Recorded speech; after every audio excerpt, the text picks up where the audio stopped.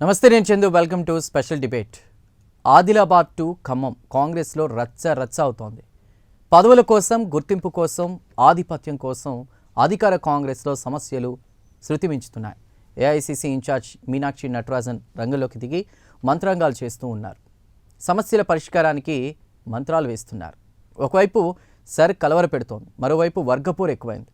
అన్నిటినీ బ్యాలెన్స్ చేయడం కత్తి మీద సామలమా అనే పరిస్థితి. ఇక సీనియర్ నేతల పంచాయతీలతో పార్టీ రోడ్డున పడుతుందనే కామెంట్స్ కూడా వస్తున్నాయి. కాంగ్రెస్ వర్గాలు కాంగ్రెస్లో ఇంతే అని సమర్థించుకున్న డ్యామేజ్ కంట్రోల్ కావడం లేదు.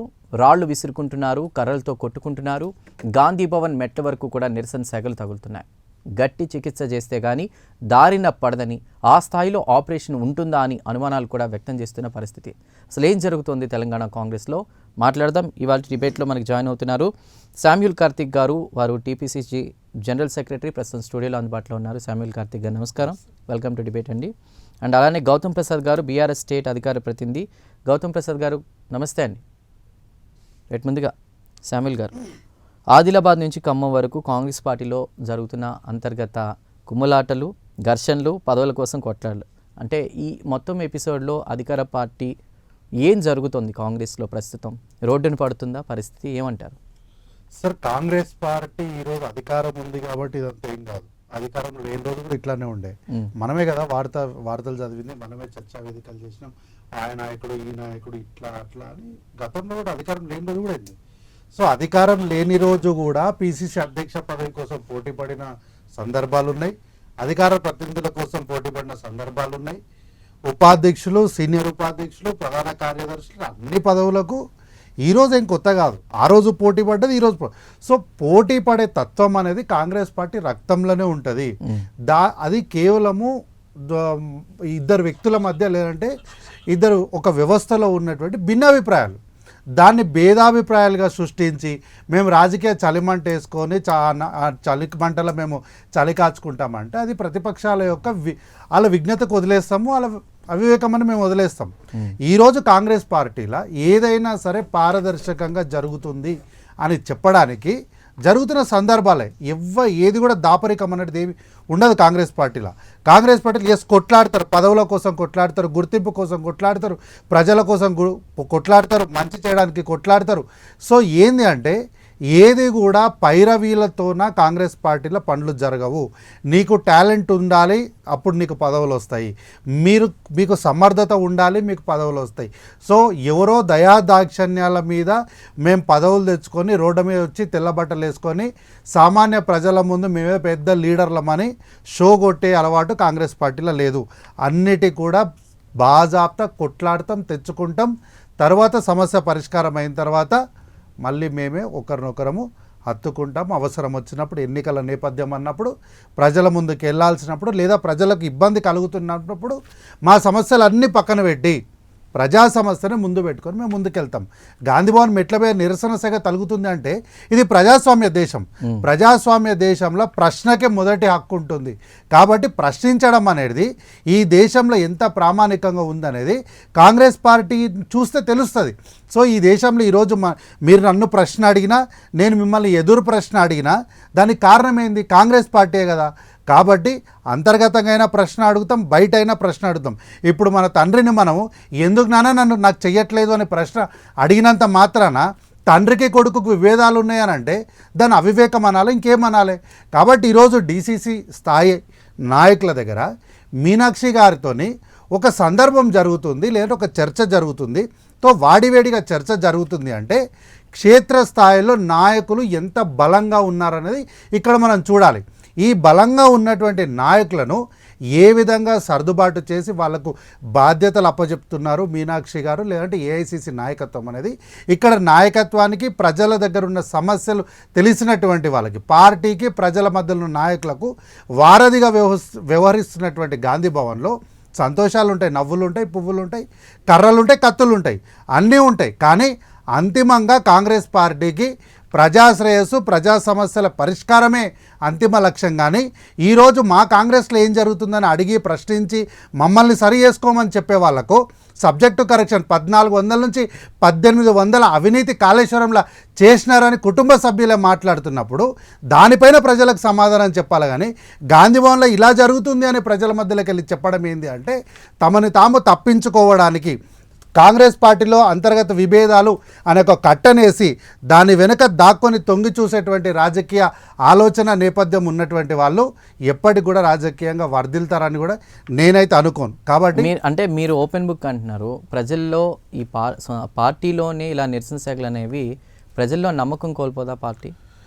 గతంలో కూడా ఉండే కదా, నమ్మకంకి వచ్చింది కదా. 2023 ఎన్నికల్లో అందరూ రేవంత్ రెడ్డి గారిని వ్యతిరేకించారు కదా, అందరూ ఉత్తమ్ కుమార్ రెడ్డి గారిని వ్యతిరేకించారు కదా. కోమటిరెడ్డి గారికి రేవంత్ రెడ్డి గారికి గ్యాప్ ఉందని మనమే వార్తలు చదివినాం కదా. లేదు అట్లేం లేదని మేమే వచ్చి వేదికలపైన చెప్పినాం కదా. నమ్మిరు కదా ప్రజలు 2023లో. సో ఇది అంతర్గతంగా నాయకుల మధ్యలో, ఇద్దరి నాయకుల మధ్యలో, ఇద్దరి సమవుజ్జీల మధ్యలో జరిగేటువంటి ఒక కుటుంబ వ్యవహారము. ఇంట్లో నేను మా నాయనతను కొట్లాడితే ఇప్పుడు మా అన్నదమ్ముళ్ళు ఉన్నారు, మేము 4 ఉంటాము. పొద్దున్న లేచి కొట్టుకుంటాము, కర్రలు తీసుకొని కొట్టుకుంటూ జుట్లు బిక్కుంటాం. అట్లానే మా అన్నదమ్ములు అంటే నాకు ఇష్టం ఉండదా? మా అక్క నేను ఇద్దరం కొట్టుకుంటాము. అట్లా అని చెప్పి మా అక్క దగ్గరికి ఎవడన్నా వస్తాం మేము చూసుకుంటా కూర్చుంటామా? రొంగ పెట్టి మెడల్ కట్టి 2 తప్పరిస్తాం. సో అంతర్గతంగా జరిగే విషయాలను ప్రజలకు ఆపాదించడం అనేది రాజకీయాల అవివేకం అని చెప్తున్నా.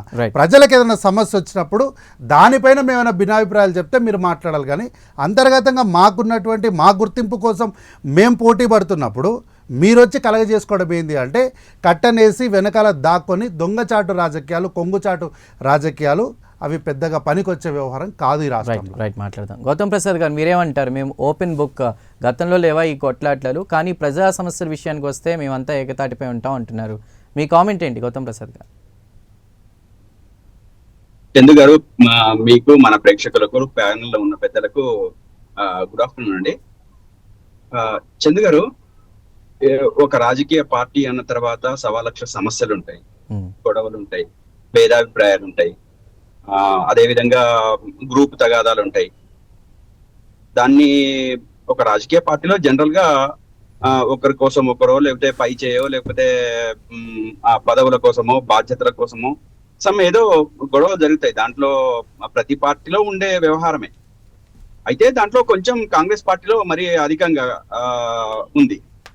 నేను ఏమంటున్నానంటే, ఒకవేళ అది అధికార పార్టీ అయి లేకపోతే మనకేం ఇబ్బంది లేదు. అధికార పార్టీ అయి కూర్చుంది. ఈరోజు తెలంగాణ రాష్ట్రంలో కాంగ్రెస్ పార్టీ అనేది అధికారంలో ఉంది, ప్రభుత్వంలో ఉంది, ప్రభుత్వం నడుపుతుంది కాబట్టే దీని మీద అబ్జెక్షన్స్ వస్తున్నాయి. ఏమని? ఈ గ్రూప్ తగాదాల వలన వాళ్ళ గ్రూపులలో, అదేవిధంగా వాళ్ళ ఆధిపత్యం కోసం లేదా వాళ్ళ పదవుల కోసం ఏదైతే గొడవలు జరుగుతున్నాయో, ఈ గొడవల కారణంగా పాలనంతా గాడి తప్పింది అంటున్నాం. పాలనను గాలికి వదిలేసింది అని చెప్పేసి అని అంటున్నాం. పాలనను గాలికి వదిలేయటము అనేది కరెక్ట్ కాదు అని చెప్పేసి అని అంటున్నాం. ఎక్కడైతే వర్గ పోరులు లేకపోతే గ్రూప్ తగాదాలు విపరీతమైన స్థాయికి చేరుతాయో, లేదా అగ్రభాగానికి చేరుతాయో, ఆ అగ్రభాగానికి చేరిన గ్రూప్ తగాదాలు ఏమైతే అంటే అంతిమంగా పరిపాలన మీద ప్రభావం పడతాయి. ఈ పరిపాలన మీద ప్రభావం పడ్డప్పుడు దాని ఫలితాలు అంతిమంగా ఎవరి మీద పడతాయి? ప్రజల మీద పడతాయి. ఈ ప్రజలు నిన్నటి దాకా ప్రజా పాలన కోసం వచ్చినమో, మార్పు కోసం వచ్చినమో, మార్పు చేసి వచ్చినమో అని చెప్పేసి మాట్లాడిన కాంగ్రెస్ పార్టీ ఈ రోజు నీ తగాదాలు, నీ గొడవలు, నీ గ్రూపులు, నీ కారణంగా ఈ రోజు ప్రజా పాలన అంతా గాడి తప్పిన పరిస్థితి లేదా? మేము అదే అడుగుతున్నాం. ఆ అడుగుతున్న సందర్భంలో కత్తెన్లని, చాటులని, ఇంకోటి మీరు చాటులు, మూటలు, లేకపోతే ఇంకోటి కొంగు చాట్లు అంటే అది మీ గాంధీ భవన్లోనే 4 గోడల మధ్యలో చేసుకోండి, మాకేం ఇబ్బంది లేదు. మీరు ఏ రకంగా చేసుకున్నా మీరు కొట్టుకోండి, మీరు ఏమన్నా చేసుకోండి, కానీ ప్రజలకు పాలన అందించండి. మీరు గ్రూప్ తగాదాలు చేసుకుంటారా, లేదా పంచుకునే దగ్గర మీకు గొడవలు వస్తున్నాయా, లేదా దండుపాళెం బాచిగా మారి ఈ రోజు రాష్ట్రం మీద దండుపాళెం బాచిగా మారి దోపిడీకి ప్లాన్ చేసుకుంటున్నారా? ఆ దోపిడీలో ఎవరి వాటా ఎంత అని చెప్పి కొట్టుకుంటున్నారా? అది మీ ఇష్టం, మీరు ఏం చేసుకుంటారో చేసుకోండి.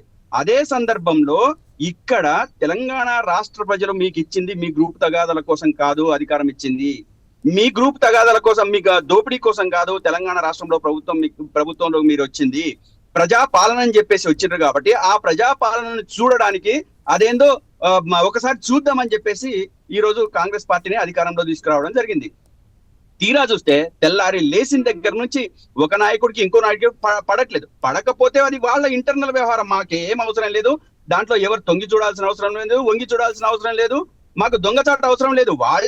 వాళ్ళే ఓపెన్ గా రోడ్ల మీద బహిరంగంగా గాంధీ భవన్ మెట్ల మీద పడి కొట్టుకుంటున్నారు. దాన్ని అలా కాదు గౌతమ్ గారు, చాటుగా మాకు ప్రజాస్వామ్యమే ఎక్కువ, ప్రజా సమస్యలు వచ్చినప్పుడు మాత్రం మేమంతా ఒకటవుతాం, ఇలాంటి గొడవలు ఇవన్నీ గతంలో కూడా ఉన్నాయంటున్నారు. ఇంకోటి చెప్పండి, ఏఐసిసి ఇన్ఛార్జ్ మీనాక్షి నటరాజన్ ఇప్పుడు రాయబారాలు చేయడం, మంత్రాంగాలు చేయడం వల్ల ప్రస్తుతం ఏవైతే గ్రూప్ రాజకీయాలు ఉన్నాయో అవి అణచివేయగలుగుతారని మీరు భావిస్తున్నారా?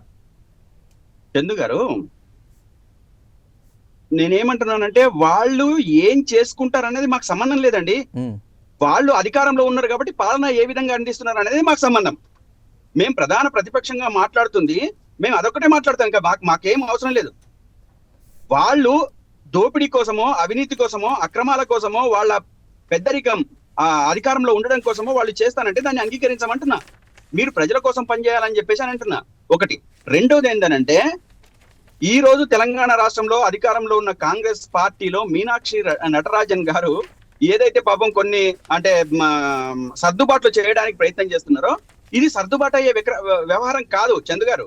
ఎందుకు కాదు అంటున్నానంటే, స్వయాన ముఖ్యమంత్రి గారు రేవంత్ రెడ్డి గారే మీనాక్షి నటరాజన్ కు మధ్యప్రదేశ్ లో రాజ్యసభ రాకుండా చేసింది.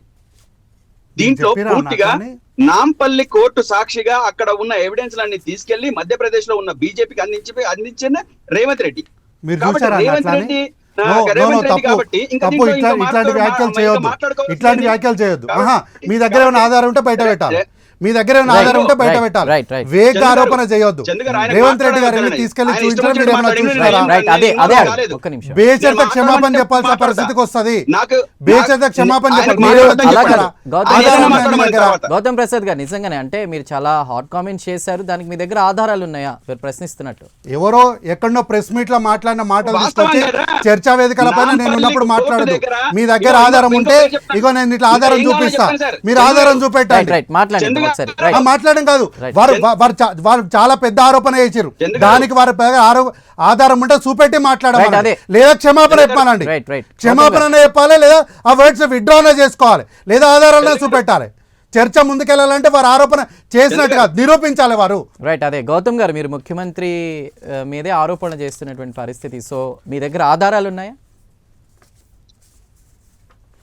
స్వయంగా ముఖ్యమంత్రి మధ్యప్రదేశ్ కు ఆధారాలు సేకరించి నాంపల్లి కోర్టు సాక్షిగా వీళ్ళ అనుచరులతో సహా నాంపల్లి కోర్టు దగ్గర వంశీచంద్రెడ్డితో సహా ముఖ్యమైన నాయకత్వం అంతా కూడా అక్కడ సేకరించి మధ్యప్రదేశ్ కు పంపించింది వాస్తవం.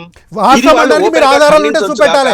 వంశీచంద్రెడ్డి గారి పేరు తీశారు, రేవంత్ రెడ్డి గారి పేరు తీశారు. సార్ వీళ్ళ దగ్గర ఆధారం ఉంటే చెప్పాలి, అనవసరంగా ఉట్టిగా వ్యాఖ్యలు చేసేది కాదు. ప్రెస్ మీట్లలో ఎవరో మాట్లాడిన వాళ్ళు పనికి మళ్ళీ మాటలు తీసుకొచ్చి వేదిక పైన నేను చూసినప్పుడు అసలే మాట్లాడుతూ వీరు సాక్ష్యం ఉంటే చూపెట్టాలి, లేదా విత్డ్రా చేసుకోవాలి, క్షమాపణ చెప్పాలి, లేదా ఆధారం చూపెట్టాలి. ఉట్టిగా మాట్లాడొద్దు వారు. రైట్, చెప్పండి. ఇది ఆయన అనుయాయులతోని అనుచరులతోని నాంపల్లి కోర్టు సాక్షిగా లోపల ఉన్న ఫైల్ ని బయటకు తీసి పాపం ఆమెకు తెలియదు. కట్టుకథలు చెప్పొద్దు సార్, కట్టుకథలు చెప్పొద్దు. ఈయనకు రాత్రి కళ వచ్చింది అని పట్టుకొని ఎవడో పనికి మాలోడు మాట్లాడిన మాటలు పట్టుకొని మాట్లాడదు. ఈయన దగ్గర ఆధారం ఉంటే చూపెట్టాలి. ఆయన ఆ వర్డ్ కి స్టాండ్ అయి ఉంటే ఆధారం చూపెట్టాలి, ధైర్యం ఉంటే ఆధారం చూపెట్టాలి, ఉట్టిగా మాట్లాడదు. ప్రూఫ్స్ అడుగుతున్నారు గౌతమ్ గారు, మాట్లాడదాం. ఒకటి చెప్పండి, ఒకవైపు పరిపాలన చేయడం, మరోవైపు రైట్ ఒక నిమిషం అండి, ఒకవైపు పరిపాలన చేయడం, మరోవైపు ఈ వర్గపోరు, దీన్ని ఎలా బ్యాలెన్స్ చేసుకోగలుగుతారు? అంటే ప్రజలు ఖచ్చితంగా మన సమాధానం చెప్పాలి కాబట్టి ఏమంటారు సార్? ప్రజాస్వామ్య దేశంలో అధికార పార్టీగా ప్రజలకు సమాధానం చెప్పాలి, జవాబుదారీతనం ఉంది కాబట్టి మేము ప్రతి నిమిషం కూడా ప్రజలకు అందుబాటులో ఉంటున్నాము. రోజుకు 18 గంటలు ప్రజల మధ్యలోనే పనిచేస్తున్నాము. అయితే వర్గ విభేదము మా దగ్గర ఏదో ఉంది, గాంధీవన్ మెట్ల మీద అని వాళ్ళే అంటున్నారు. గాంధీవన్ మెట్ల మీద ఏం జరిగితే మీకెందుకు? గాంధీవన్ మెట్లు అంటే ఏడుంటాయి? కాంపౌండ్ వాళ్ళు లోపల ఉంటాయి, అంటే మా ఇంటి మైదానంలో ఉంటాయి. మా మైదానంలో ఏం చేసుకుంటే మీకెందుకు? పాలన జరుగుతలేదని అన్నారు కదా. నేను అడుగుతున్నా సార్, ఈ రెండు వార్తలు కూడా ఒకటే రోజు వచ్చిన పేపర్, ఒకటే రోజు వార్తలు. 76 సార్లు ఢిల్లీకి వెళ్ళి 76 పైసలు తెచ్చిరా అని కల్వకుంట్ల తారక రామారావు గారు అడిగారు. అంటే ఏంటి? ఇప్పుడు అన్నగారు అన్నటువంటి మాటకి ఈ మాట అర్థం ఏంటి? పాలన చేస్తలేమని. అదే రోజు పక్కనే రెండో పేజీలో వార్త వచ్చింది ఏమని, బుధవారం ఢిల్లీలో కేంద్ర మంత్రి కుమారస్వామితో భేటీ అయిన కేటీఆర్ అని. మరి ఇదే కేటీఆర్ గారు గదే కుమారస్వామి గారిని అడిగేది ఉండే, తెలంగాణ రాష్ట్రంలో పాలన జరుగుతుందా లేదా అంటే వారు కిందికి వచ్చినాక 8వ పేజీలో వచ్చినట్టు వార్త చెప్తుండే ఏమని, వరంగల్లో మామనూరు ఎయిర్పోర్టు కాంగ్రెస్ పార్టీ హయాంలో అధికారం వచ్చిన తర్వాతనే ఈ ఎయిర్పోర్ట్ వచ్చింది అని. 12 వీళ్ళు 10 ఏళ్ళ అధికారంలో ఉన్నారు, ఒక ఎయిర్పోర్ట్ దేనికి చేత కాలేదు. 10 ఏళ్ళ అధికారంలో ఉన్నారు, ఒక రింగ్ రోడ్డు నిర్మించే చేత కాలేదు. 10 ఏళ్ళ అధికారంలో ఉండి కాంగ్రెస్ పార్టీ చేసిన రింగ్ రోడ్ లైట్ వేసి దానికి మేమేదో అభివృద్ధి చేస్తామని చెప్పుకున్నటువంటి వీళ్ళు ఈ రోజు మాట్లాడదు, అభివృద్ధి జరగట్లేదు అంటున్నారు కదా సార్. ఈ రోజు మేము ప్యూర్ రేర్ అని ఒక నూతన విధానాన్ని తీసుకొని వచ్చి కాలుష్య నివారణ కోసము మేము ఒక నూతన నిబంధన తీసుకొని వస్తున్నాం. అట్లాంటి 10 ఏళ్ళ వీళ్ళు ఏమైనా చేసిండ్రా? ఒక్క పనన్న చేసిండ్రా వీళ్ళు? ఈ రోజు వీళ్ళు వచ్చి మా దగ్గర విభేదాలు ఉన్నాయి, పాలన అందుతలేదు. పాలన అందకపోతే రైతులకు 500 బోనస్ ఇస్తున్నమాట వాస్తవం కదా? ప్రజలు 500 రూపాయల బోనస్ని రైతులు అందుకోలేదా? ఈ విషయాలన్నిటిని కూడా దాచిపెట్టడానికి ప్రజల ముందుకెళ్తే ముఖం చెల్లక వెళ్ళిన చోటల్లో బొక్కబోర్ల పడి రీసెంట్గా మొన్న మధు పార్క్ అపార్ట్మెంట్ దగ్గరికి వెళ్ళి 5,000 కోట్లతో విగ్రహం కడుతున్నారని తప్పుడు ప్రచారం చేశారు సార్ వీళ్ళు. ఏమైంది, 2 రోజులు కాగానే సోషల్ మీడియాలో అంతా నడిపిస్తే 2 రోజుల తర్వాత నిజాలు ఏంటని ఫ్యాక్ట్ చెక్ బయటకు వచ్చిన తర్వాత ప్రజలందరూ కాండ్రించి ఉమ్మించిన తర్వాత దాని పక్కకు కూడా ఈరోజు పోతలేరు. సో వీటన్నిటి నుంచి తప్పించుకోవడానికి కాంగ్రెస్ పార్టీని విమర్శించడానికి ఏమీ దొరకక ఏందంటే లాస్ట్కు గాంధీభవన్ మెట్ల మీద లొల్లి అంటున్నారు. నేను అడుగుతున్నా, మా గాంధీభవన్ మెట్ల మీద లొల్లి అని చెప్తున్నారు కదా, సాక్షాత్తు బీజేపీ రాష్ట్ర అధ్యక్షుడే ఓపెన్గా ప్రెస్ మీట్ ఢిల్లీలో పెట్టిండు, రాష్ట్రంలో కూడా కాదు ఢిల్లీలో పెట్టి ఎస్ మా మధ్యలో అంతర్గత విభేదాలు ఉన్నాయని ఒప్పుకున్న మాట వాస్తవం కదా, చర్చను కొనసాగిండి, ఆ పేపర్ న్యూస్ చూపిస్తాను నేను. అట్లాగే బీఆర్ఎస్లో కూడా హరీష్ రావు గారు, ఈరోజు హరీష్ రావు గారు డిప్యూటీ ఫ్లోర్ లీడర్గా ఉన్నటువంటి హరీష్ రావు గారు తన వర్గాన్ని మెయింటైన్ చేస్తున్న మాట వాస్తవం కదా.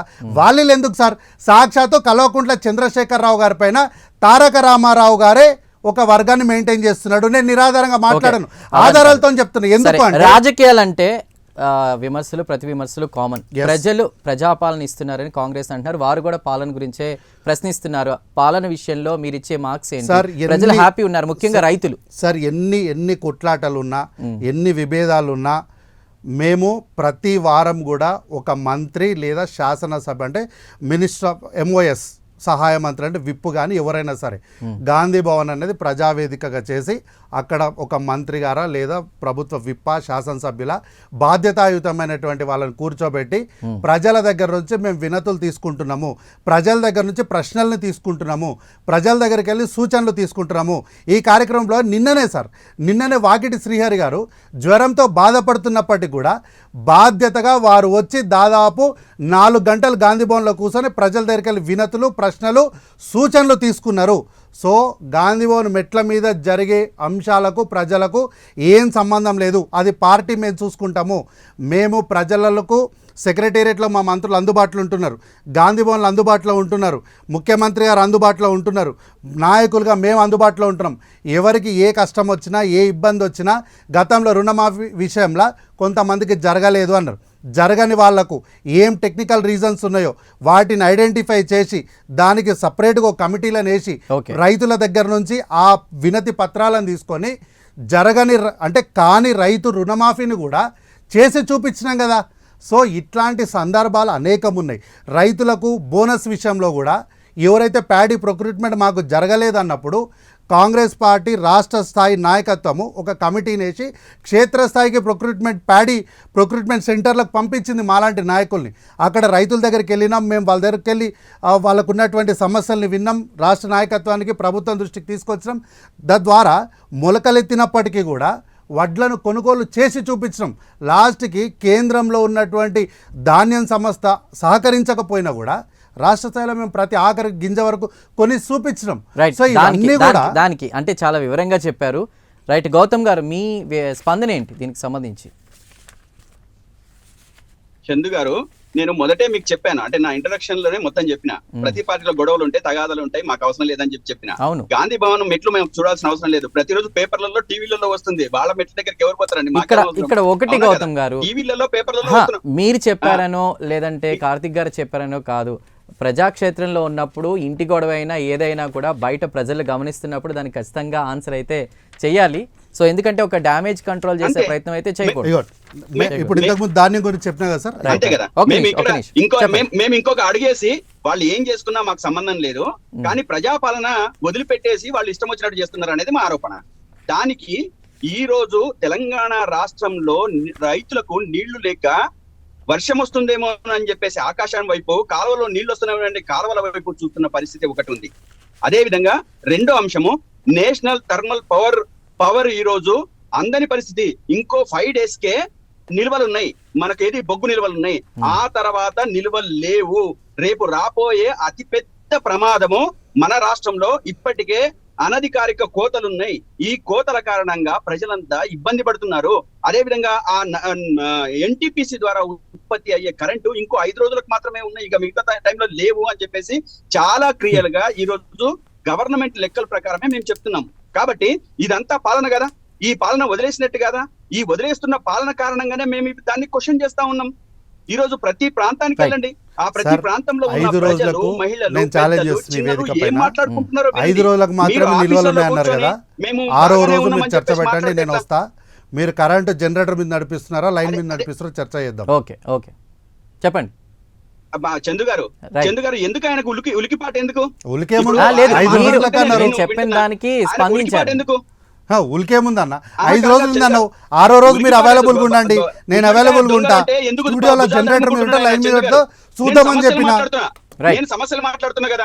సమస్యలు మాట్లాడుతున్నప్పుడు ఆయన గుమ్మడికాయ దొంగలు ఎవరంటే ఎందుకు భుజాలు తడుముకోవడం? ఓకే, ఛాలెంజ్ చేసే కూడా దొంగలంటే Right, okay. ఛాలెంజ్ కి దీనికి తేడా తెలియకపోతే సరే, నేను సరే. ఇంత అమాయకంగా ఉన్నారు ఏందన్న సరే, మీరు? సరే. గుమ్మడికాయ దొంగలంటే ఎందుకు తడుముకుంటున్నారు ఆయన? ఇంత అమాయకంగా ఉన్నారు. ఛాలెంజ్ కి తడుముకోవడానికి తేడా తెలియదు మీకు. ఎందుకు ఇంత అమాయకంగా ఉంటారు Okay. మీరు? అలా కాదు, అలా కాదు. అనలేదు. కార్తీక్ దొంగ అన్నమా? గౌతమ్ కార్తీక్ ప్రసాద్ దొంగ అన్నమా గౌతమ్ చెప్పండి. ప్రసాద్ గారు ప్లీజ్, అన్నమా? మీరు సమస్యల మీద చందు గారు, మాట్లాడుతున్నారు. ఆ ఒక్క మాట నిమిషం అన్నమా కార్తీక్ మేము? గారు, మీరు నోట్ మేము చేసుకోండి. పాలన విషయం అలా కాదు, అలా కాదు, కాదు, ఒక్క నిమిషం. నేనేం ఆ, డైవర్ట్ నోట్ కాలే. చేసుకోమనండి. 5 రోజులకు ఉంది అన్నారు, అవును. నేను ఏం నోట్ చేసిన చేసుకొని ఛాలెంజ్ గా ఏమన్నా తీసుకున్నా. మాకేం ఇబ్బంది 6వ లేదు. రోజు నేను టైం నేను ఇస్తా, మాట్లాడుతున్నది వారిని ఒక్క కూడా టైం మాట ఇవ్వనండి. Right. జనరేటర్ మీద ఉంటుంది, లైన్ మీద చందు ఉంటుంది, గారు. చూద్దామని చెప్పిన. ఓకే, నేను ఓకే. చందు గారు